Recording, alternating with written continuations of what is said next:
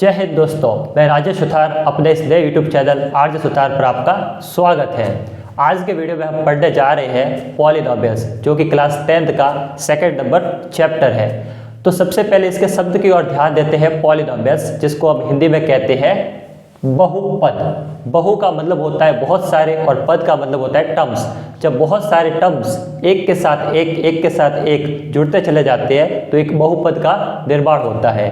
अब पॉलिनोमियल्स की सिंपल सी डेफिनेशन क्या कहती है उसको हम पढ़ते हैं। First is polynomials and algebraic expression. Polynomial एक प्रकार का अलजेब्रिक एक्सप्रेशन होता है जिसमें X Y Z algebraic expression के तौर पे यूज किए जाते हैं।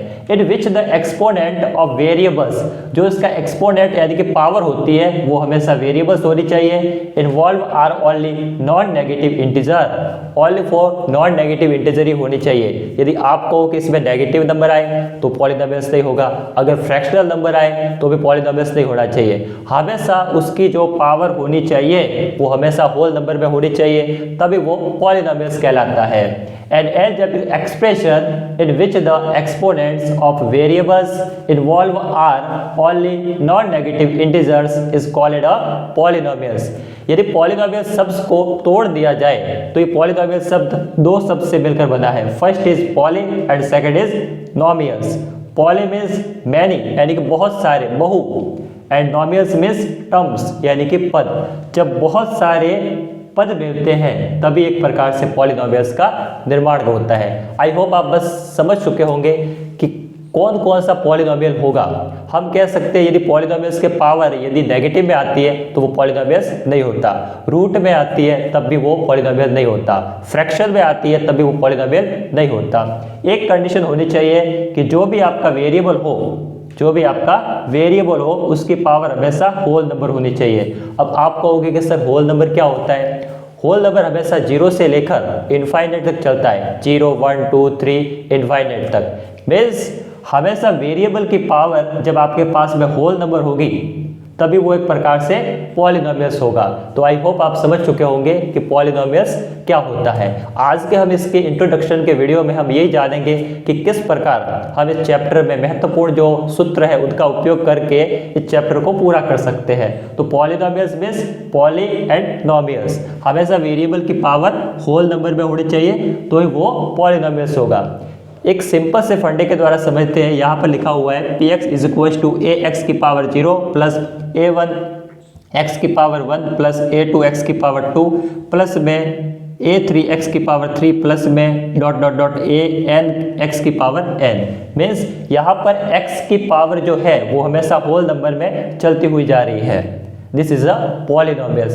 ये एक सिंपल सा तरीका होता है पॉलिनोमियल्स को डिनोट करने का। अब आप कहोगे कि सर x की पावर 0, तो आप जानते हो कि x की पावर हमेशा 0 1 होती है, इसलिए a के साथ 1 का मल्टीप्लाई ओनली फॉर a हो जाएगा।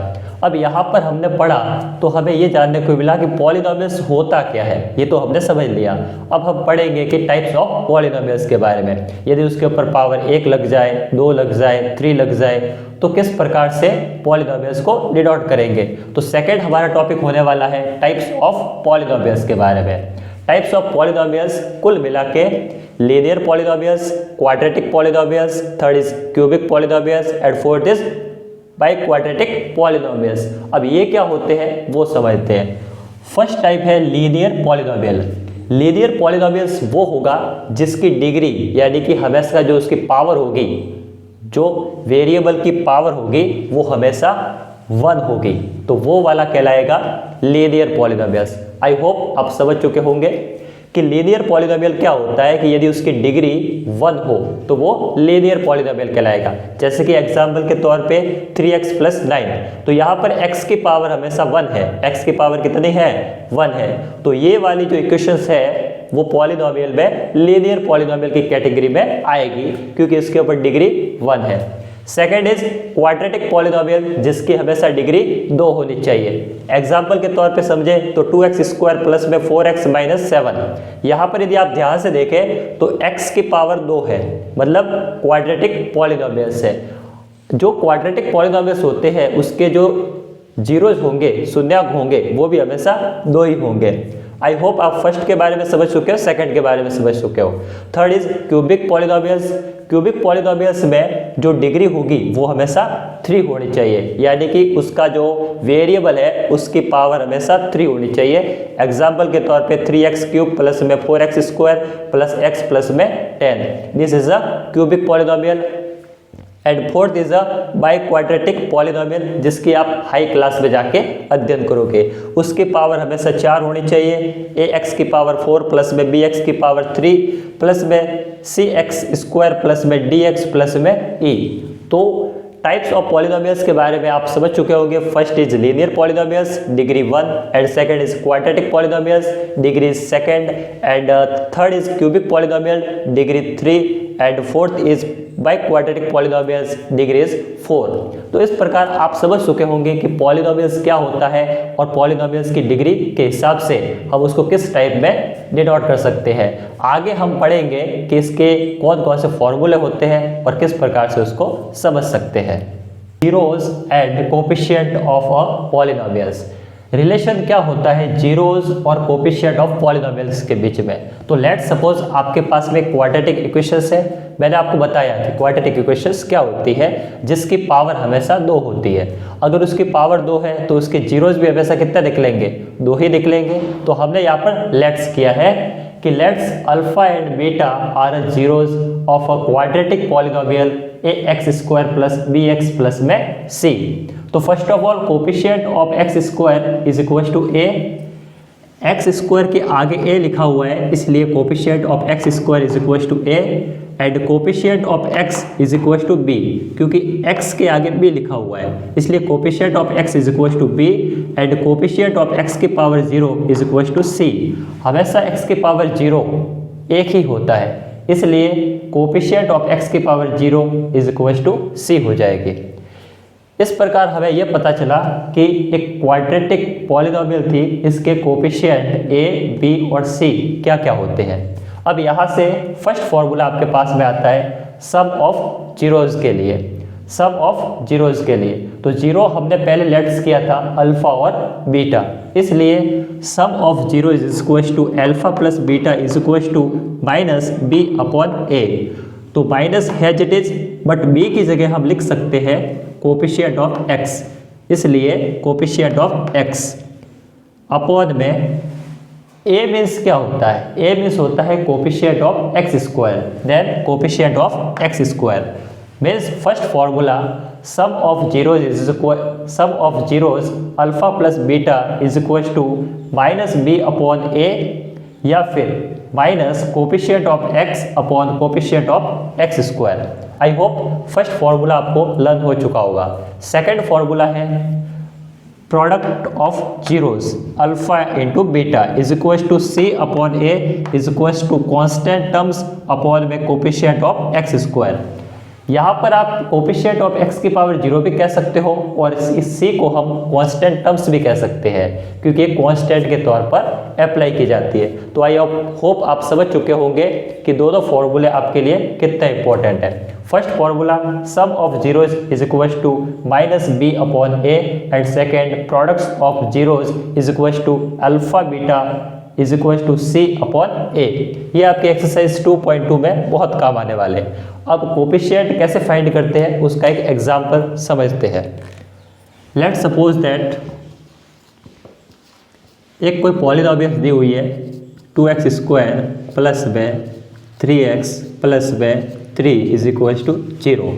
तो यहाँ पर यदि फाइंड करें कोफिशिएंट ऑफ x², तो कोफिशिएंट ऑफ x² मीन्स आप एक सिंपल से समीकरण स्टैंडर्ड फॉर्म में लिख सकते हो ax² प्लस में bx plus c is equal to 0। Then इस समीकरण और इस इक्वेशंस को यदि आप कंपेयर करोगे तो यहाँ पर a की वैल्यू आ जाएगी 2 एंड b की वैल्यू आ जाएगी 3 एंड c की वैल्यू आ जाएगी 3। This is a coefficient. First relation between sum of zeros because alpha plus beta is equals to minus b upon a, then minus b value is equals to 3, तो 3 upon a की value 2, तो 2 यानी कि alpha plus beta is equal to -3/2 and second formula alpha into beta is equal to C/A, then C value will be 3 and A value will be 2, then find a relation. इस प्रकार आप इस दोनों formula का उपयोग करके exercise 2.2 को complete करेंगे। तो आई होप ये दोनों के बीच में रिलेशन आपको समझ में आ चुका होगा।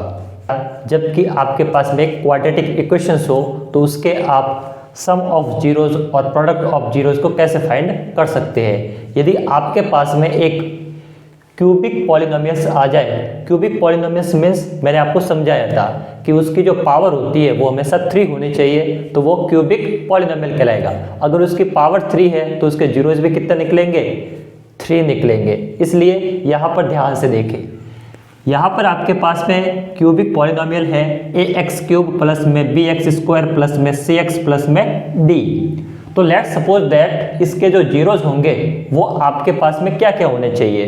तो let's suppose that cubic polynomials के जीरो है अल्फा, बीटा एंड गामा। वहाँ पर आपके पास में क्वाड्रेटिक इक्वेशंस थी, इसलिए वहाँ पर जीरोज कितने थे, 2 थे, अल्फा और बीटा।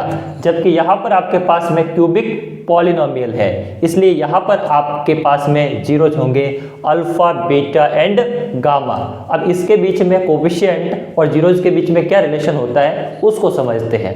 तो यदि यहाँ पर ध्यान से देखा जाए तो इस क्यूबिक पॉलिनोमियल में coefficient of x³ is equal to हो जाएगा a, क्योंकि x³ के आगे a लिखा हुआ है इसलिए coefficient of x³ is equal to a। And second coefficient of x² will be b, x² के आगे b लिखा हुआ है इसलिए coefficient of x² is equal to b। And coefficient of x is equal to c, क्योंकि x के आगे c है, जबकि कोफिशिएंट ऑफ x की power 0 is equal to d। x की पावर 0 हमेशा एक ही होती है। यहाँ पर आप कह सकते हो कि constant terms is equal to d। तो फर्स्ट फॉर्मूला आपके सामने होता है सम ऑफ जीरोज, किसके लिए, क्यूबिक पॉलिनोमियल्स के लिए। तो sum of zeros is equal to minus में b/a is equal to minus as it is, but b को मैं क्या कह सकता हूँ, b को मैं ये कह सकता हूँ कि कोफिशिएंट ऑफ x²।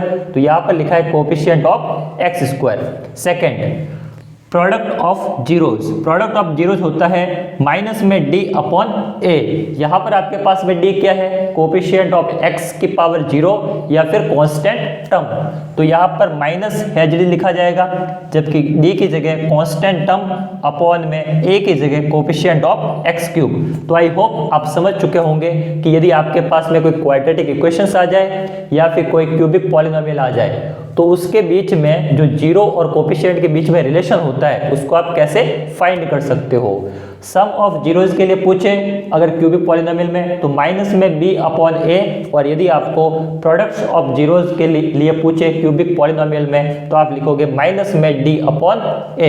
इस प्रकार आप जीरोज और कोफिशिएंट के बीच में रिलेशन समझ चुके होंगे, क्योंकि ये बहुत ही इंपॉर्टेंट था टॉपिक। आगे के भी चैप्टर में काम आने वाले कुछ इंपॉर्टेंट फॉर्मूलाज है जो आपको याद होने चाहिए, जो कि किसी भी इक्वेशंस को सॉल्व करने के लिए आपके लिए इंपॉर्टेंट होंगे। तो चलिए आज के फॉर्मूले लिखते हैं। फर्स्ट फॉर्मूला इंपॉर्टेंट है जिसे हम कहते हैं x plus Y whole square is equal to x² plus y² plus में 2xy।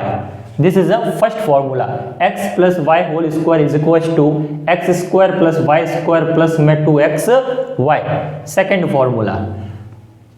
फॉर्मूला है x minus Y whole square is equal to x² plus y² minus 2xy। Second formula will be x minus Y whole square is equal to x² plus y² minus 2xy। And third formula will be x plus Y and x minus Y is equal to x² minus y²। This is the third formula, x plus y, x minus y is equal to x² minus y²।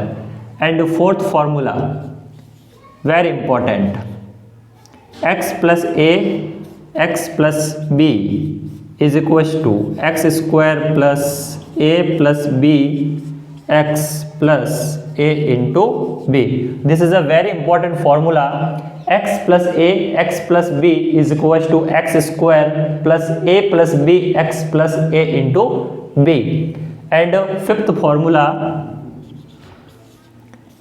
x plus Y cube is equal to x cube plus Y cube plus 3x square Y plus 3x Y square. Fifth formula x plus Y cube is equal to x cube plus Y cube plus 3x square Y plus 3x Y square. And six formula will be very important. x minus y cube is equal to x cube minus y cube plus note minus 3x square Y plus 3x Y square. Six formula will be x minus y cube is equal to x cube minus y cube minus 3x square Y plus 3x Y square. This is a very most important formula between six formula. First formula will be x plus y whole square is equal to x square plus y square plus 2xy. And second formula x minus y whole square is equal to x square plus y square minus 2xy. And third formula x plus y x minus y is equal to x square minus y square. And fourth formula x plus a x plus b is equal to x square plus a plus b x plus a into b. And fifth formula x plus y cube is equal to x cube plus y cube plus 3x square y plus में 3xy square. And sixth formula x minus y cube is equal to x cube minus y cube minus 3x square y plus 3xy square. यहाँ पर minus इसलिए लगा है क्योंकि जब हम minus का क्यूब करते हैं तो हमेशा माइनस ही आता है, जबकि यहाँ पर x का स्क्वायर तो हमेशा पॉजिटिव में रहेगा, जबकि y का क्यूब नेगेटिव में था, इसलिए यहाँ पर नेगेटिव आ गया। तो कुल मिला के first formula, second formula, third formula and fourth formula and five formula and six formula, this is a very most important formula. I hope आज की क्लास आपको अच्छी लगी होगी और इंट्रोडक्शन के वीडियो में आपने जो भी पढ़ा है वो आगे वाली एक्सरसाइज में आपके बहुत काम आने वाला है। तो मिलते हैं नेक्स्ट वीडियो में। धन्यवाद।